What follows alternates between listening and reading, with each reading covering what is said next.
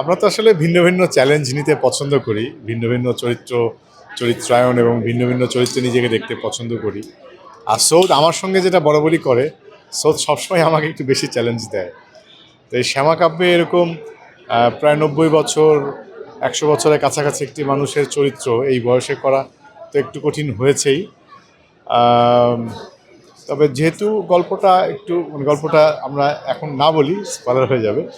গল্পটাতেই গল্পের প্রয়োজনীয় চরিত্রটা আসা তো একটু কষ্ট হয়েছে, কিন্তু আমার একটা প্র্যাকটিস হয়েছে, কারণ আমার যেহেতু একটু একটা কিছু মেথড প্র্যাকটিসের আছে আমার প্র্যাকটিসে, তো ওই মেথডের মধ্য দিয়েই চরিত্রটাকে করা আর কি।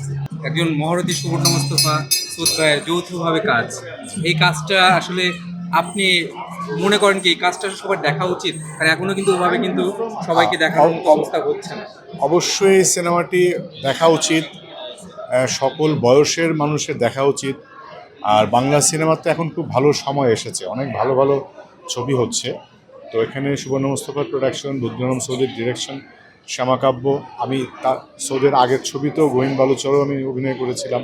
এই টিমের সঙ্গে আমার অনেক কাজ হয়েছে। আর শ্যামাকাব্যের কথা স্পেশালি বলবো যে সৌদ আসলে যেই ধরনের, আসলে প্রত্যেক ডিরেক্টর তো আলাদা আলাদা ধরন থাকে, আলাদা আলাদা ক্যাটাগরি থাকে, কে কেমন প্রোডাকশন করে বা করতে চায়।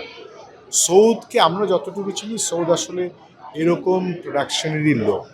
আর এইটাই আসলে সৌদ। এখন যেটা হয়েছে আসলে আমরা অনেক হলে পাচ্ছি না, ডিস্ট্রিবিউশন বঙ্গর, এখন বঙ্গ পরবর্তীতে কিভাবে অনেক মানুষের কাছে পৌঁছবে আমরা এখনও ঠিক জানছি না। কিন্তু আপনারা আছেন, সংবাদ পত্রিকা আছে, আপনারা এখন বিভিন্ন পোর্টাল আছেন, আপনারা যদি এই সহযোগিতা করেন, যে খবর আসলে না পৌঁছলে তো দর্শক দেখে না। আর এখন তো খুব একটা কমন প্র্যাকটিস হয়ে গেছে, মানুষ অপেক্ষা করে আচ্ছা ছবি মুক্তি পেয়েছে, এটা কোনো না কোনো প্ল্যাটফর্মে আসবে, তখন দেখে নিব। তো এইটা আসলে একটা সিনেমার ক্ষতিও কিন্তু করছে। অনেক মানুষ হলে যাচ্ছে না, ওয়েট করছে কোনো না কোনো ওটিটি প্ল্যাটফর্মে আসবে বা ইউটিউবে আসবে, আমি পরবর্তীতে দেখব, এইটার জন্য ওয়েট করে। কিন্তু মানে যে কোনো প্রোডাক্ট যখন বের হয় তখন এক ধরনের ফ্লেভার থাকে, যে কোনো খাবার, যে কোনো কিছুই আপনি নতুন নতুন যখন এটা কনজিউম করবেন, আনন্দটাই আলাদা হয়। আর যে ছবিটা এখন নতুন আছে, দর্শক দেখলে খুবই আনন্দ পাবে।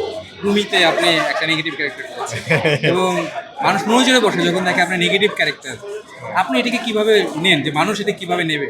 আমাকে আবার দেখা হইলে আবার নেগেটিভভাবে চিন্তা করবে কিনা, এটা আসলে একটু বলবেন? না, এরকমভাবে আমি দেখি না।